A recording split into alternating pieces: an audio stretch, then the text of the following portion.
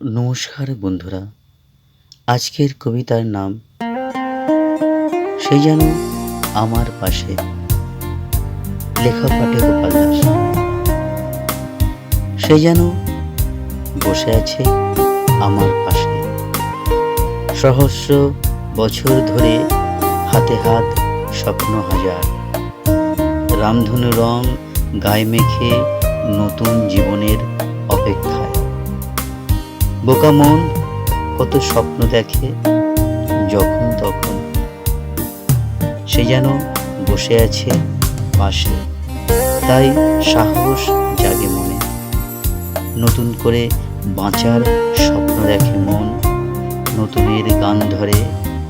সে যেন আছে পাশে হৃদয়ের কাছে, মনের বাগানে ফুল ফোটে রং বেরঙের। ওর অপেক্ষায় বসে আছে ডালি নিয়ে হাতে।